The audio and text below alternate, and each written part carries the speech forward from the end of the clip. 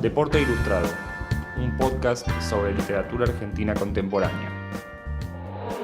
Bueno, estamos en un nuevo capítulo de Deporte Ilustrado. Hoy es un capítulo bastante especial porque estamos en la Feria del Libro en vivo. Por favor, aplaudan. Gracias. Sí, se escucha más. Y trataremos de que se escuche, porque bueno, hay bastante lío afuera. Estamos en Zona Futuro. Hago las presentaciones antes. Para el que no sabe, Deporte Ilustrado es un podcast que arrancamos el año pasado, que básicamente son entrevistas a escritores y la idea es pintar el panorama literario contemporáneo. Estamos con Juan Diego Encardona. Él nació en 1971. Ya vamos a estar hablando de sus libros. Antes que nada hay que agradecerle a la gente de Vinos del Norte, porque estamos acá tomando vino, gracias a ellos. ¿Qué más?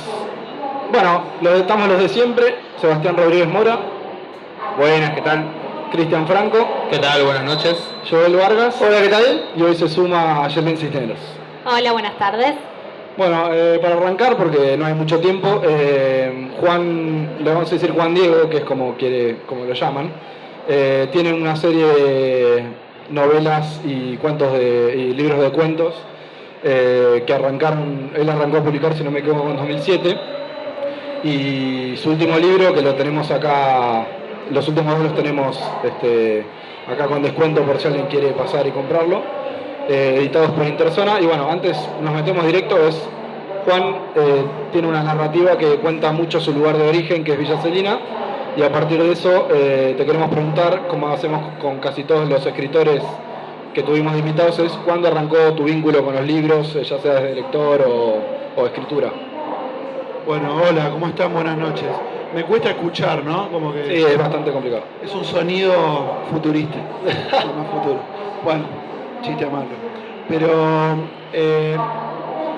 no sé, todo fue muy caótico, todos los tumbos en mi vida, todo. Y la literatura también. Lo primero que recuerdo haber leído fue la Enciclopedia de los Pequeños, que era como algo que había en mi casa, que tenía ilustraciones, y otro que se llamaba Mi Primer Diccionario. No crecí en una casa con biblioteca, había muy pocos libros, y medio que me los tuve que ir haciendo yo. Me acuerdo que lo primero que me compré con mi plata, que me daban para el recreo, para el colegio, fue La Guerra de los Mundos de H.G. Wells, en sexto o séptimo grado, que me ahorré la plata y me lo compré, que lo vendían en un kiosco de Villa Celina, porque aparte no había librerías, pero había un kiosco que tenía como una, no sé, como esos que dan vueltas, ¿cómo se llaman? ¿Cómo? Sí, un carrusel de libros. El magazine. Kiosco Famoso magazine. Eso. Y ahí había libros de ciencia ficción, de aventura, que son géneros que leí mucho. O sea, fue por tu cuenta, te tentó y... Fui como metiéndome ahí desde chico, y de grande es una línea que no abandono, la de género, digamos. Como que me gusta mucho leer ciencia ficción, literatura fantástica, aventura. Por supuesto después leí otras cosas. Y siempre contás en las entrevistas que hemos leído a lo largo de los años que arrancaste imitando a Borges y que bueno, fuiste encontrando tu propia búsqueda. Sí, bueno, yo terminé en un colegio industrial, no es que teníamos lecturas, o sea, en cuarto año teníamos literatura y nada más.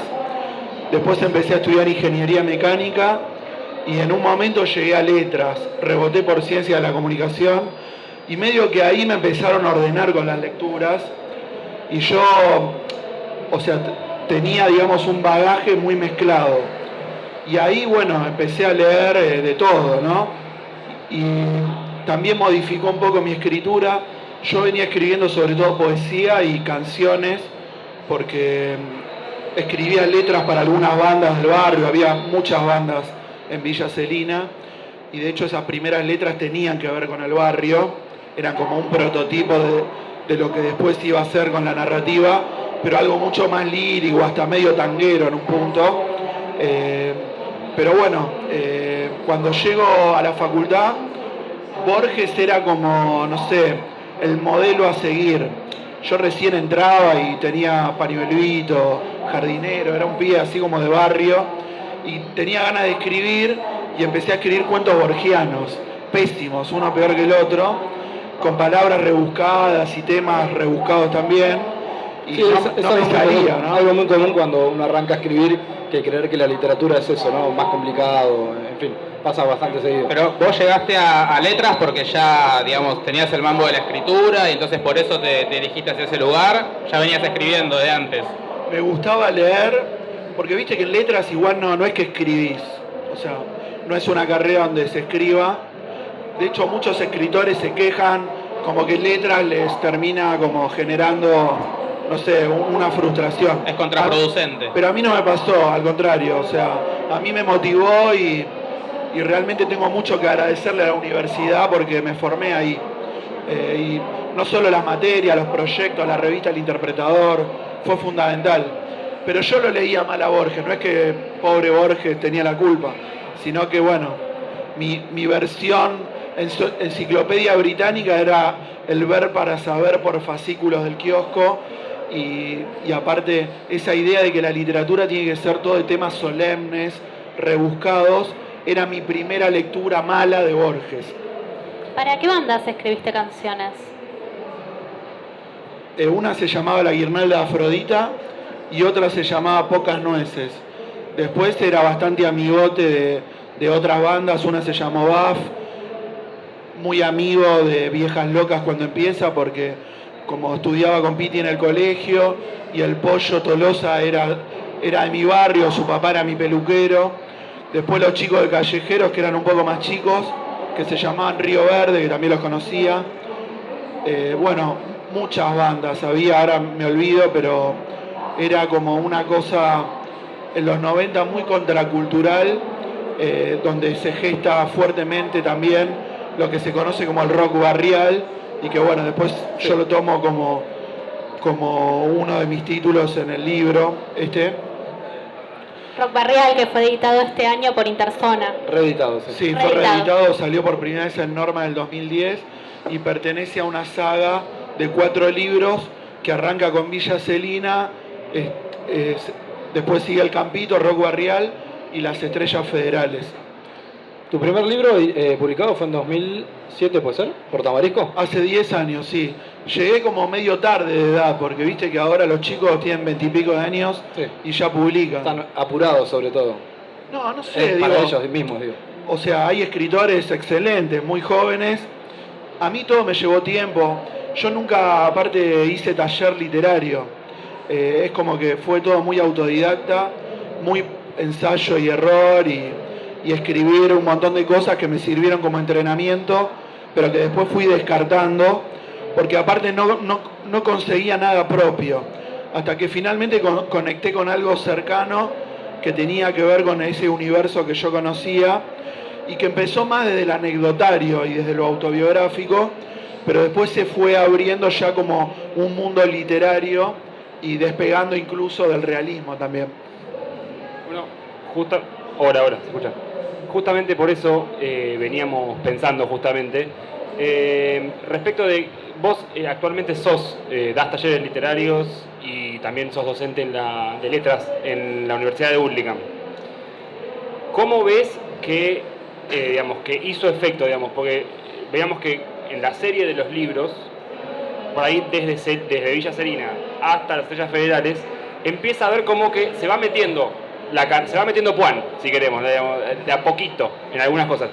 ¿Eso fue una cosa consciente o te pasó que se dio así, que fuiste incorporando, saliendo solo de lo anecdotario hacia una cosa más de esto de pensar las estructuras de los cuentos, darte cuenta que estás haciendo referencia a algo más, que no solamente una anécdota, digamos? Está bueno.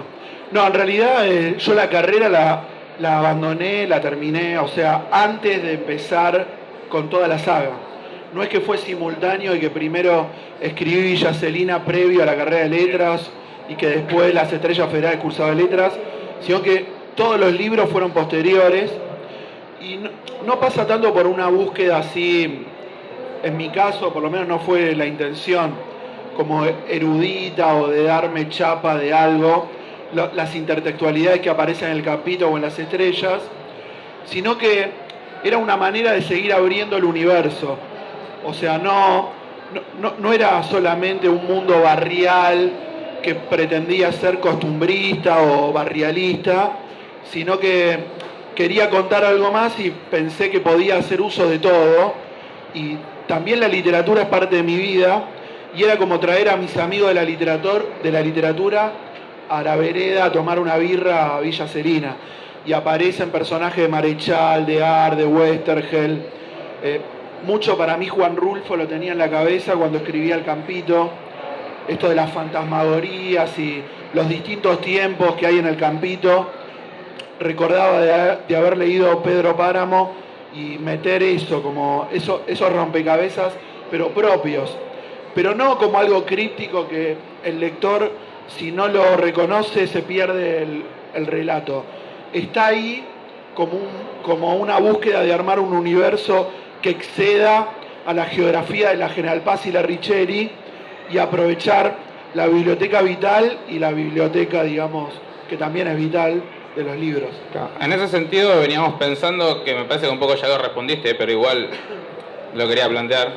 Digo, quizás hay una cierta lectura de tu obra, en este sentido que vos decís, ¿no? Del costumbrismo y de la mera representación de la realidad, de esto del anecdotario, pero veníamos pensando en esta cuestión de hasta qué punto vos en realidad lo que te interesa, quizás hasta Villa Celina, forma parte de tu experiencia, pero digo que usás eso quizás como base para en realidad construir otro universo, digamos, que está pisando Villa Celina, pero al mismo tiempo querés que sea otra cosa, y que no es que tanto que vos querés mostrar Villa Celina, sino que vos querés mostrar lo que vos imaginás sobre ese lugar, más que la representación de esa geografía.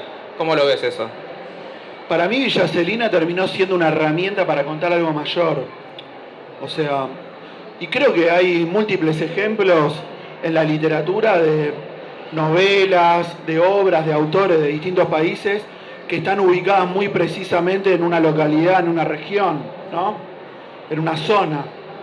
La idea de zona, estamos en Zona Futuro, me gustaba ya desde El Campito de pensar como una zona donde entraban distintas cosas. No era tanto como el lugar recortado, sino la zona. Una zona temporal, espacial, experiencial. Porque, y aparte, vale la aclaración, muchas de tus experiencias están puestas en un tiempo bastante particular, digamos. Por ahí, a medio camino entre la vuelta de la democracia y no, por lo menos eso en Villa Serina sobre todo. sí se mantiene de lo autobiográfico, que tiene un anclaje temporal que no va más atrás de 1982, yo tenía 11 años, y no pasa del 2001 en las historias. Sin embargo, tanto en El Capito como en Las Estrellas Federales y en cierta medida en Rock Barrial, hay muchos saltos temporales a tiempos que tienen mayor alcance. Con respecto a lo que decías del costumbrismo y eso, yo creo que me pasó sobre todo cuando sale Villa Celina, porque el periodismo cultural necesita etiquetar. Y un poco, quizás no tiene el desarrollo que se da en la universidad de poder trabajar un libro en profundidad. Uno tiene que reseñar en muy pocos caracteres y dar cuenta de un libro. En realidad es un problema, pero bueno, parte del género es vender los libros, etc. Pero medio que ahí se da a veces, para los autores, como cierta incomodidad, porque es como que un libro es muchas cosas, y de pronto querer aniquilar o explicar un libro en, no sé, el neoperonismo, el costumbrismo barrial, el rock chabón o lo que sea, es como que claramente es insuficiente.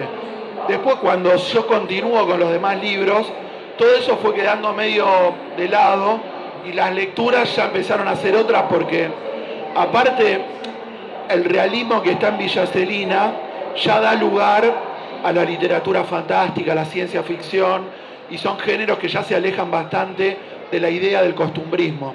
Y lo último que quiero agregar con eso es que incluso en Villa Celina no está el relato de la costumbre de lo que pasa todos los días, sino que cada relato es un hecho fuera de lo común.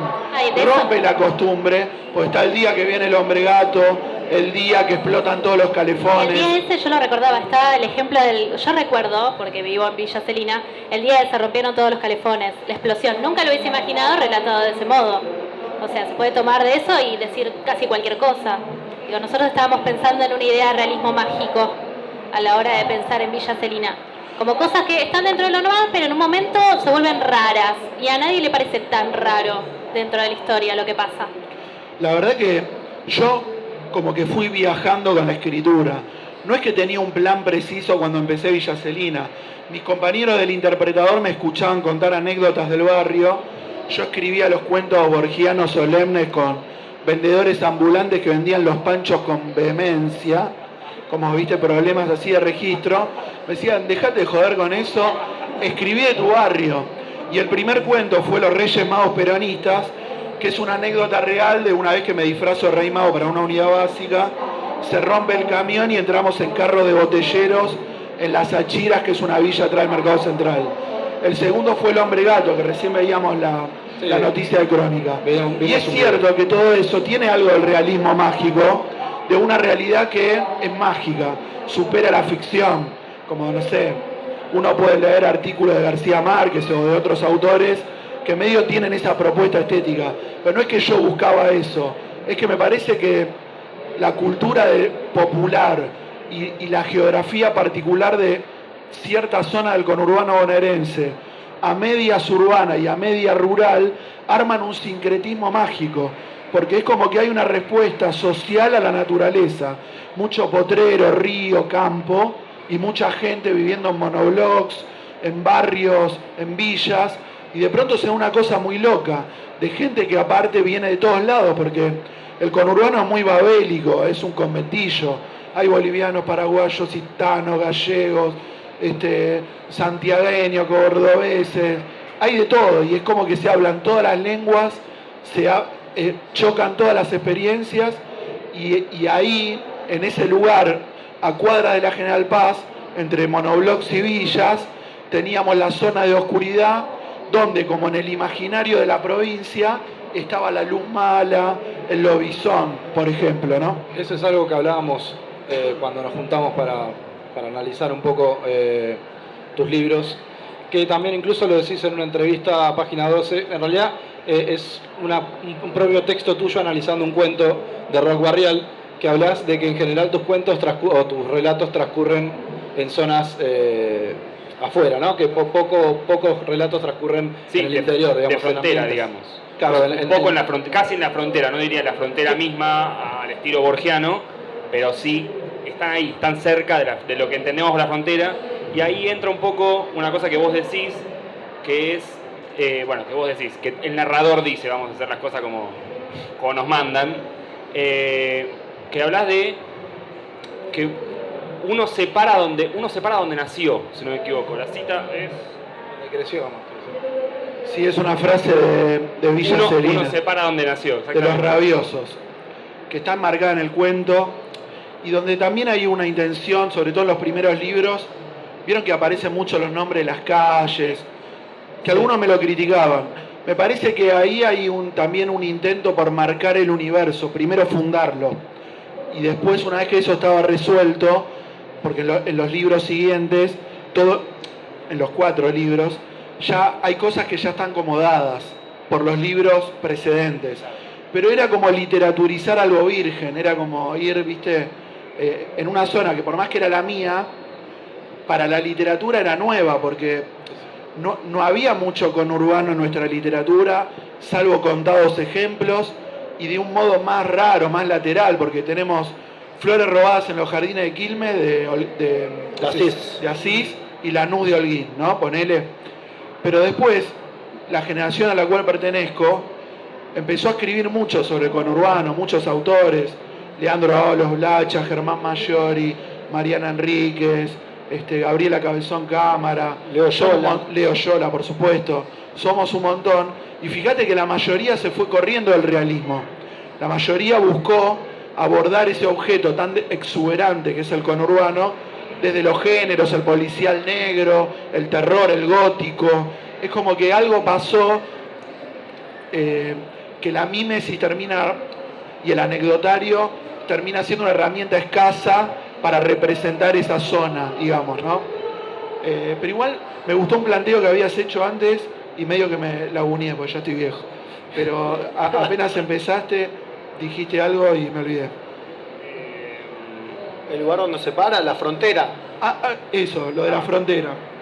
Me gusta porque, de hecho, nuestra literatura viene con ese mambo del siglo XIX, ¿no? Bueno, yo te iba a hacer, justamente, no quería hacer Me parece pertinente un para muy pensarlo. marcado, pero yo lo que noté es que en esto de ponerle zonas, de ponerle fronteras al barrio, Sí. es un poco también lo que pasaba con Echeverría desde el matadero, que el matadero todo el tiempo intenta poner coto a justamente a esa zona del matadero para definirlo como hasta acá llega y a partir de acá empieza Capital o la Claro, ciudad. en realidad lo que pasa es que la tradición del matadero es la que se cuenta desde el centro y ve la periferia como una excursión. Ahí está lo que yo te decía generalmente representa desde el siglo XIX el drama de la inseguridad, porque básicamente al unitario cuando cruza la General Paz de su tiempo lo quieren matar, lo quieren violar. Siempre hay una representación negativa de la barbarie. El que vive en el conurbano de cada época es un ser peligroso. Cuando yo empecé con los cuentos de Villa Celina, mis compañeros quedaban fascinados, pues para ellos era como una excursión a los indios ranqueles, pero tipo del otro lado de la General Paz. Entonces tenía algo del exotismo cercano que garpaba. Pero para mí era narrar con voz propia un lugar que yo conocía y ya no era la periferia como fruto de una excursión, pues yo era de ahí. Sin embargo, en otros libros como El Campito, Las Estrellas Federales, hay viajes. Y esos viajes generalmente no son hacia el centro de la capital, sino hacia el interior de la provincia, que es como el lugar mítico o el espacio de la naturaleza o rural que rodea los cascos urbanos. Un poco recuerdo que cuando yo era chico nos íbamos de aventura cruzando la calle Muerta. Vos, Aye, todavía era muy chica, pero no sé si recordás la cantidad de potreros que había cerca de Banco Hipotecario y todo eso. Sí, nosotros íbamos Había igual ahí. liebres, Había un descampado perdices. que tenía como una especie de precipicio, el de Estaba Banco. que era una tosquera muy grande, que era el precipicio, que no sé por qué no se llenó de agua como otras tosqueras, y eran como accidentes de la naturaleza entre estos barrios que tenían como un mapa muy insular, porque Celina, Tapiales, Bonzi, Ciudad Evita, eran como cascos de luz entre zonas de oscuridad y potrero. En una entrevista vi que vos hablás más que nada a la hora de la escritura, lo ves como una especie también de música, ¿no? O sea, como que las palabras tienen sonido y puntualmente eso en Celina, en varios extractos, en Villa Celina aparece, por ejemplo, el cuento de la chilena de Don Juan, el principio, ¿no? O sea, esta es la historia que va al ritmo, como va marcando el ritmo de un modo, bueno, lo leo, que empieza como, esta es la historia apretada al tallo de las flores silvestres que crecían entre las baldosas y el cordón de la vereda en la esquina de las dos villas, sobre Chilaver y Rivera. Esta es la historia interpretada, una versión de sonidos mezclados de los músicos de la Sociedad de Fomento en la noche de las cuerdas. Esta es, los sábados, la historia empujada a la pared de los puestitos de la feria sobre la calle Martín Ugarte, cuyos carteles escritos con tiza anunciaban los precios populares. Esta es, Murgón, señora, señor, qué murga, ¿vio? Y bueno, y sigue ese ritmo. Eso en Celina aparece, pero ya en las Estrellas Federales no hay como esa búsqueda, o sea, por lo menos leyéndolo no hay como esa música, no se encuentra, es algo del ritmo que tienen las palabras. ¿Es algo que pensado tuyo o te salió así? No, para mí la música es muy importante. Cuando escribo siempre lo hago con música, al palo a veces, y muchas veces cuando siento que una canción me representa anímicamente la pongo en modo repetición. De hecho hubo textos que los escribí con la misma canción 500 veces, ¿viste? Es como una locura. Pero yo aparte estudié guitarra, fui algunos años al conservatorio, aparte viví todo esto de las bandas, empecé escribiendo en relación a la música, Sí. componiendo muchas canciones, y la música está muy presente en Villa Celina. En El Campito aparece mucho el tango, hay un epígrafe y varias citas de distintos tangos que cantan los personajes. Hay un personaje que es Hugo del Carril, que es el cantor de tango y de la marcha peronista. En Rock Barrial, ya el título lo anuncia. Es como que la música está muy presente. Pero después en términos casi intuitivos, de experiencia artística a la hora de escribir, yo considero que a veces un buen cuento es un buen sonido. Es como que si suena bien, está bien. Hay algo con el ritmo. Sí. que siento que me marca a mí un camino, que siento que tengo que buscar como un movimiento musical, ¿no? Frase larga, corta, diversificar las fórmulas gramaticales, algo que tiene que ver con la musicalidad, con la ¿Hay sonoridad. algo de la poesía, de la influencia de la poesía ahí? Yo tengo un libro de poesía y escribí poesía, me considero un mal poeta y creo que a mí lo que mejor me sale es contar historias, pero he leído mucha poesía y me encanta. Y creo que sí, que la cuestión del ritmo, desde T.S. Eliot, de Ezra Pound, son muchos los que reflexionaron acerca de eso. Me parece que es fundamental y es parte, digamos, de esta experiencia, ¿no? La música.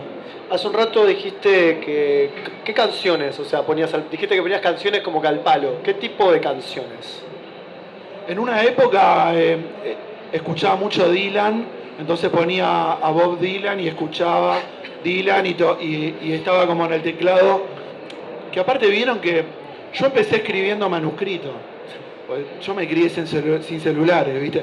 Tengo 45 años y estoy en la generación intermedia, no soy de los millennials que están todo el día con el celular. Luciana está con el celular. Sabe que cuando voy a clase me vuelvo loco con los celulares. Estamos hablando de alguien del público, ¿no?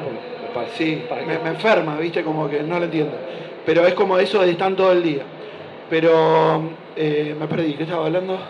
De Dylan, estás hablando justamente de Dylan. Gracias. Hablemos de Dylan, nada más. No, Dylan, tengo todos los discos y escuchaba mucho Dylan, pero ¿Todos los no discos? sé, canciones del rock nacional, Spinetta o del viejo rock nacional también, ¿no? De Box Day, etcétera. Pero cualquier cosa, tango, folclore, música instrumental, música clásica. La verdad que amo la música, me encanta. El cine y la música me gustan más que la literatura. De hecho, o sea, terminé escribiendo porque siento que es lo que mejor me sale, pero soy una y mirá que leí mucho, fui un lector muy voraz, sigo leyendo, no tanto, pero consumo cine y música de una manera Por eso programás compulsiva. películas también en el Lecuni. Sí, ciclos de cine. Me encanta el cine, amo el cine y la música, o sea, me parece... Pero no lo haces en cualquier lugar, ¿Qué? el ciclo de cine. Lo haces en el Lecuni. ¿Cuál es la importancia para vos? Ahora no lo hago más porque el Lecuni es el espacio cultural de las Madres de Plaza de Mayo, en la ex ESMA.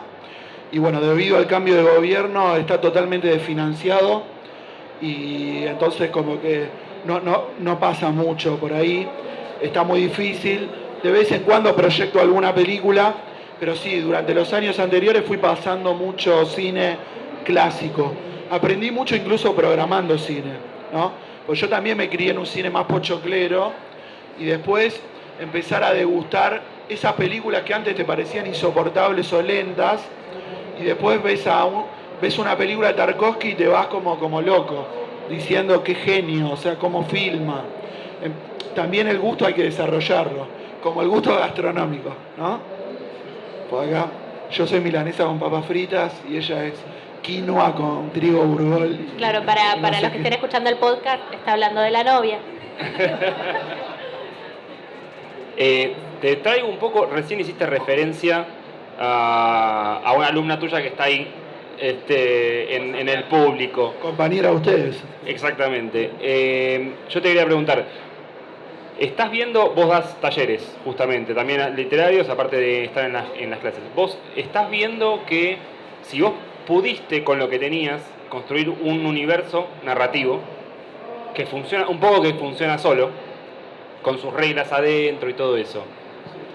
¿Ves la posibilidad actualmente con cómo... A ver, vos hablabas hace un rato, es un poco larga la pregunta, pero porque quiero introducir bien. Vos hablabas hace un ratito de que no querías hablar de la cotidianidad. De hecho, estás hablando de las cosas que salen de la cotidianidad por lo general. Y ahora, ¿es posible en esta época súper mega, digamos, en la que la cotidianidad es constantemente mediatizada? Sí.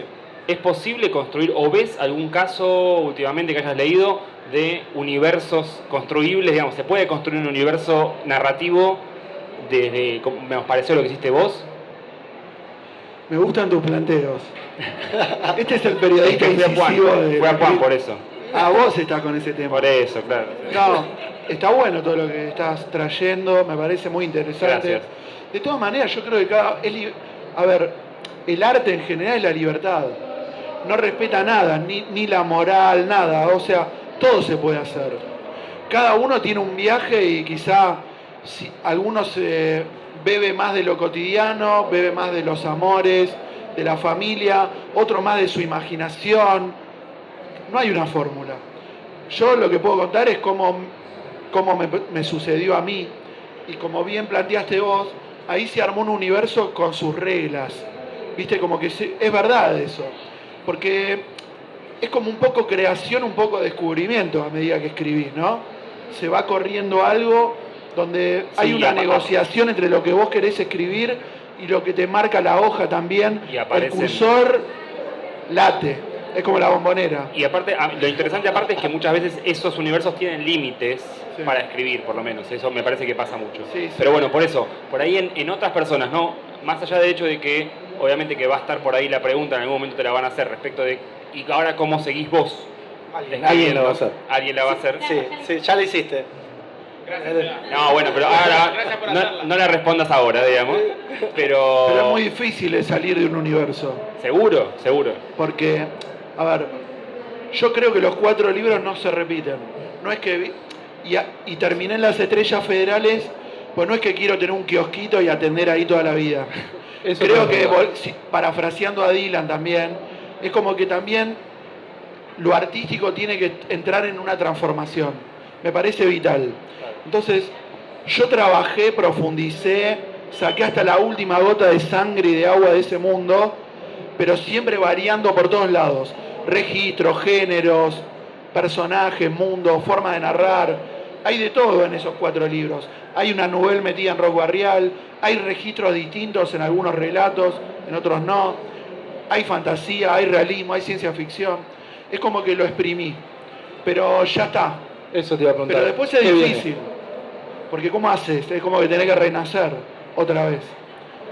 En eso estoy. Yo después de Las Estrellas Federales, aunque salió ahora, lo que escribí fue poesía. De hecho, era un libro que escribí en la ex-ESMA, apenas empecé a laburar ahí. Y ahora estoy armando un libro conectando de nuevo con aquellos gustos de la infancia, de la adolescencia, del relato de aventuras, de género.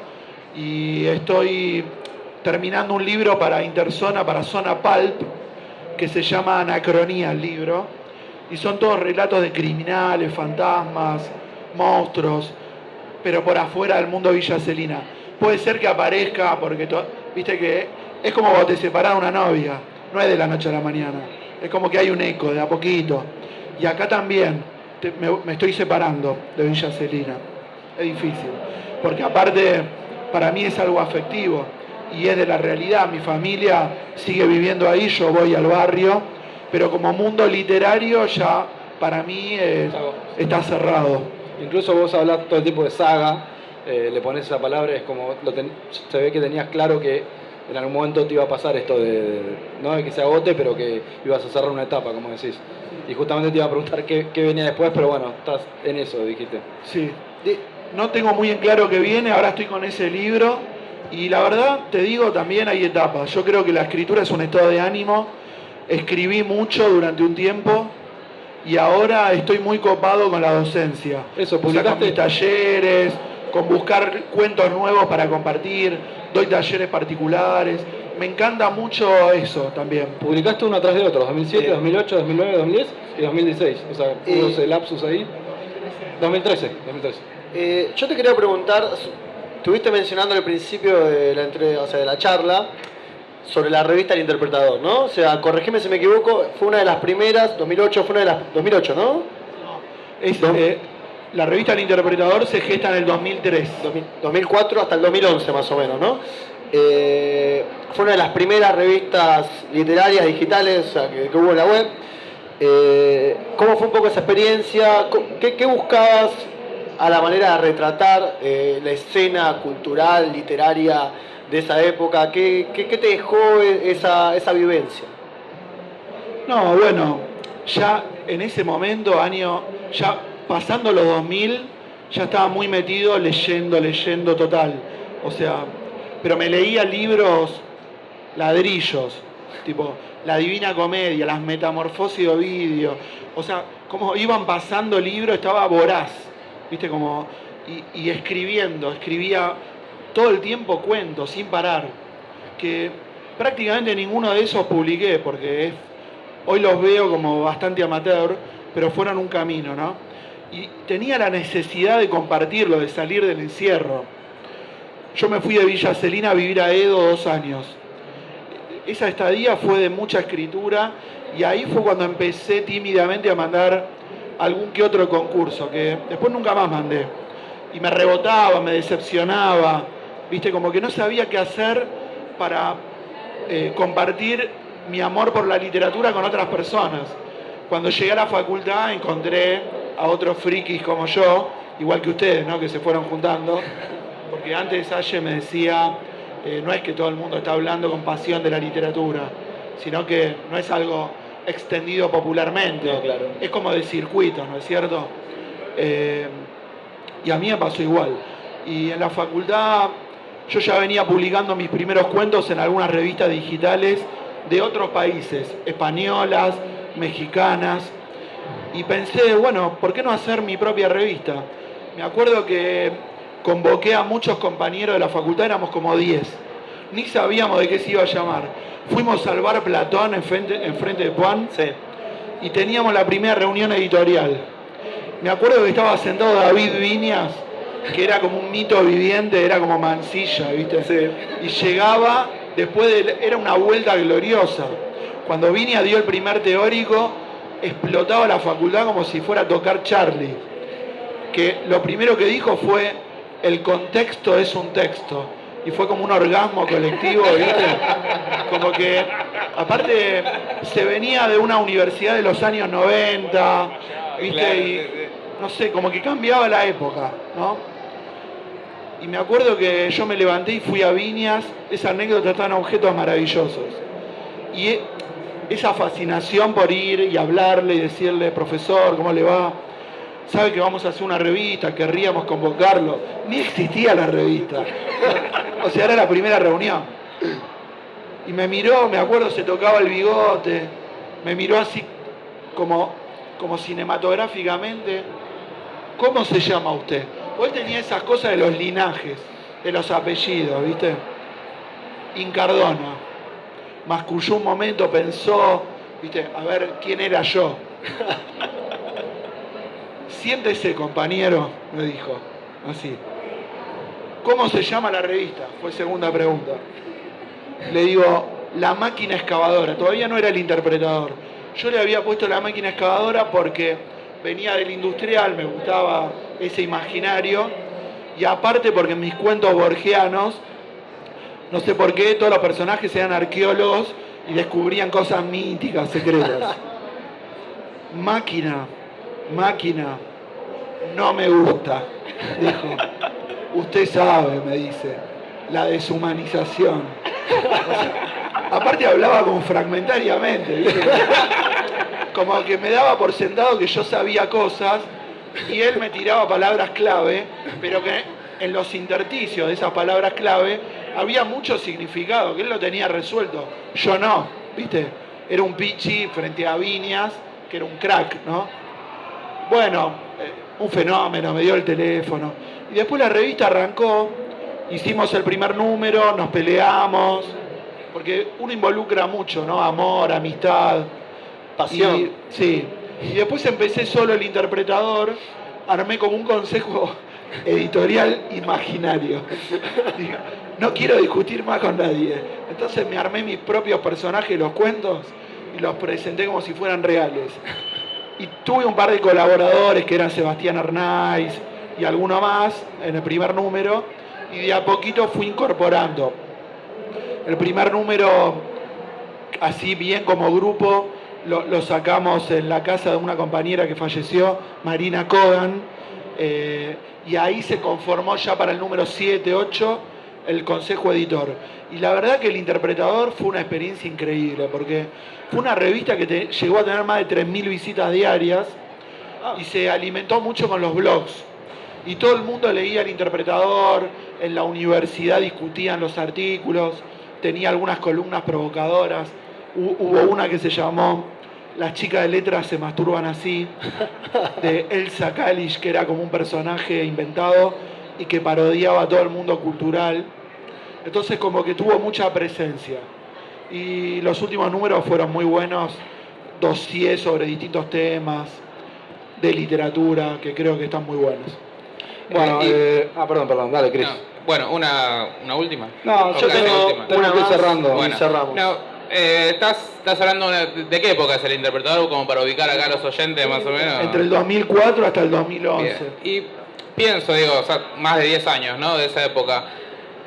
No sé si hacer una distinción, pero muchas veces hablamos con los escritores y les preguntamos a ver cómo se posicionan ellos en el mapa, si querés, de la literatura argentina. Y vemos como que hoy ya es imposible trazar un mapa. Digamos, es imposible decir, bueno, está hablar de Florida y Boedo o cosas así tan dicotómicas que estamos tan acostumbrados a pensarlas.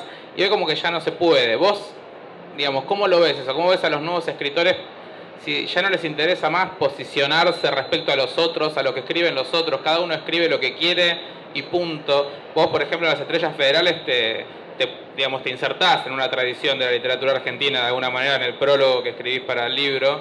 O sea, tratás de alguna manera de establecer ciertas relaciones entre tu obra y Martínez Estrada, Art, Marechal. Pero es como que eso se está un poco más difuminado hoy en día, como que ya a nadie le interesa la tradición, ese tipo de cosas. ¿Vos cómo lo ves? Decís que soy como un bicho raro. Claro. No, yo creo que igual eso es de la crítica literaria, o sea, no es que los escritores van a ponerse en el mapa, ¿viste? O sea, eso no existe, o sea, por más que... Y si uno trata de hacer eso es muy pretencioso. Yo no sé, ese prólogo de Las Estrellas Federales quizás salió pretencioso, no era mi intención. Era inscribirme dentro de una tradición de lecturas, dentro de mi propio mundo, dentro de las reglas de ese universo, pero casi en la atemporalidad de la literatura, que es rara, porque la literatura es de la época, y un escritor está bueno que sea de su época, pero también tiene una dimensión atemporal que a mí no me interesa descartar.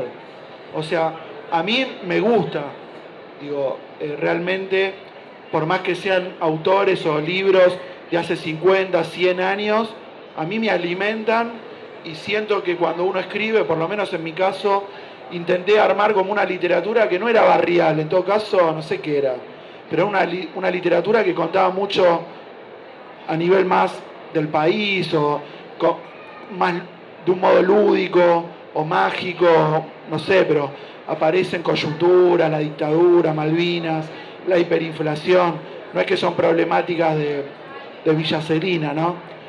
Pero, no sé, siento que es misterioso. Después el mapa, no sé, el tiempo lo dirá.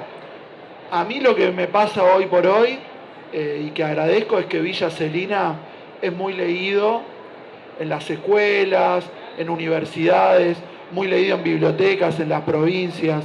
Realmente me llama la atención y es como un motivo de orgullo para mí, porque, no sé, me pasan cosas muy buenas, muy lindas con el libro, que tienen una gratificación simbólica tal vez, nunca material, pero que están muy copadas. Por ejemplo, en la cárcel de Florencio Varela, los presos leyeron Villa Celina y les gustó tanto que cada uno escribió un cuento de su propio barrio, los que hacen el secundario ahí, y lo mandaron a imprimir y armaron su propio libro, y dice, basado en Villa Celina, el libro. Me invitaron, yo fui y me lo dedicaron. Y ahora me pasó de nuevo con una cárcel de menores, donde también fui, y los chicos leyeron Villa Celina. Entonces, supongo que a otros escritores le deben pasar estas cosas que son también como mágicas y que tienen la misma literatura, ¿no? Que son hermosas. Tengo una pregunta. Vos, te iba a preguntar por autores nuevos, o sea, escritores jóvenes. ¿Vos encontrás algunas cosas en común estéticamente? ¿Vos los leés? ¿Qué te parece? Digo, los ponele 40, sub 30 ahí. Sí, leo muchísimos autores jóvenes. Con El Interpretador no paraba de leer.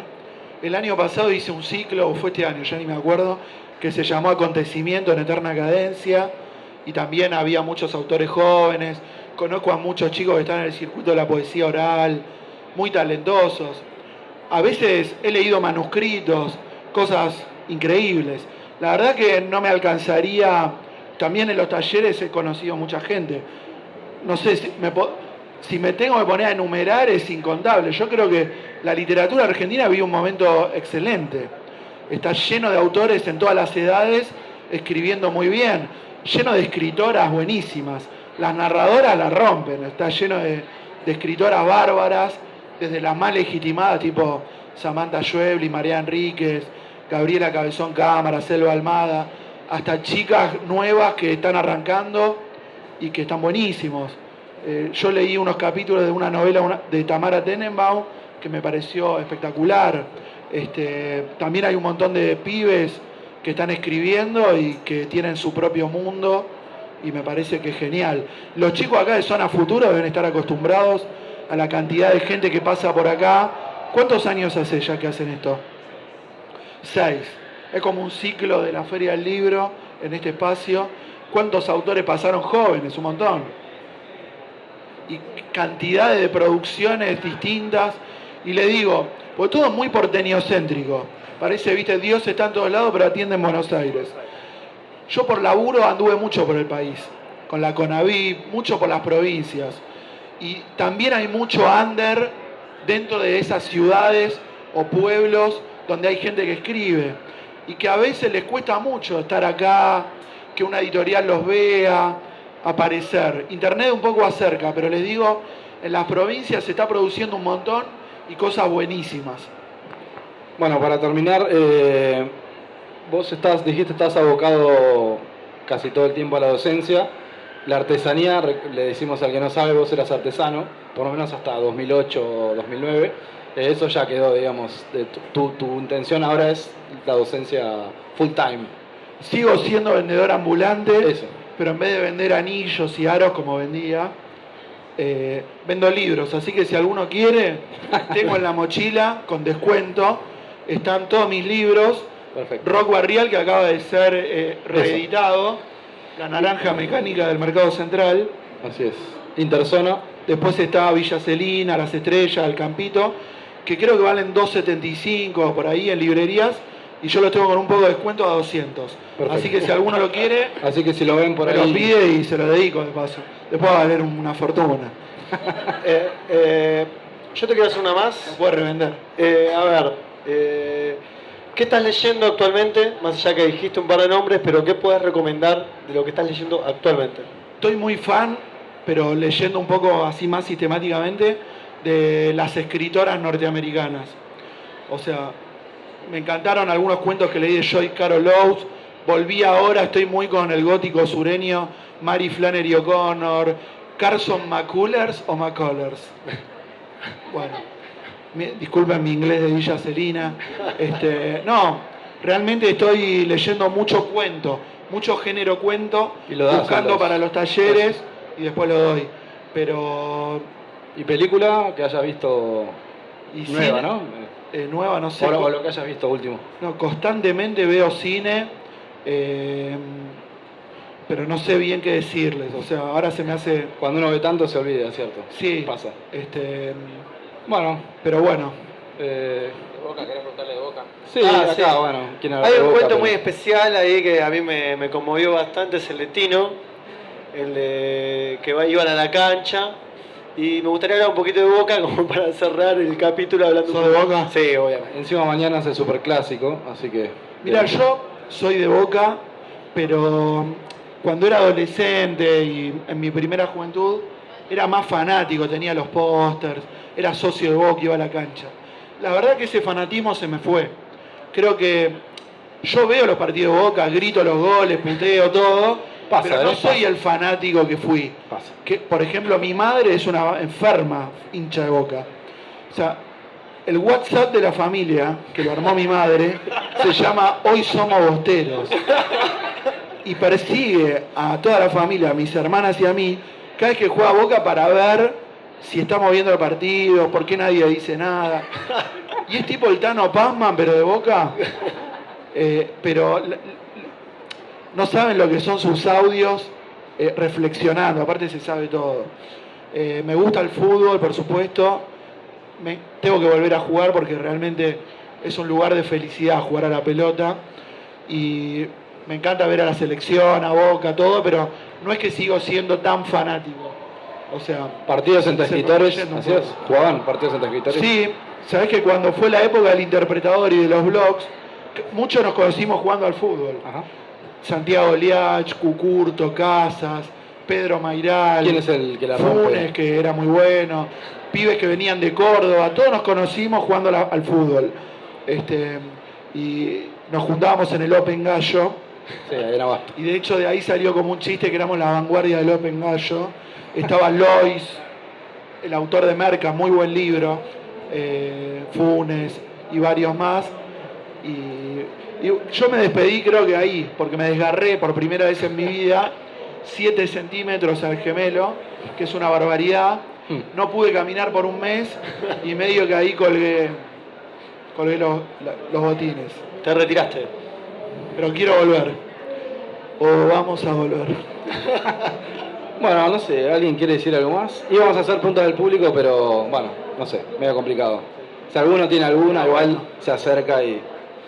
Bueno, cerramos gracias a Vinos del Norte, que bueno.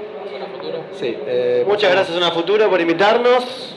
Muchas gracias Juan Diego por venir. Por supuesto. No, gracias a ustedes por la invitación, un honor. Gracias al público presente. Gracias también a los chicos de Zona Futura. Un aplauso. Gracias. Bueno, nos escuchamos la próxima entonces. Adiós.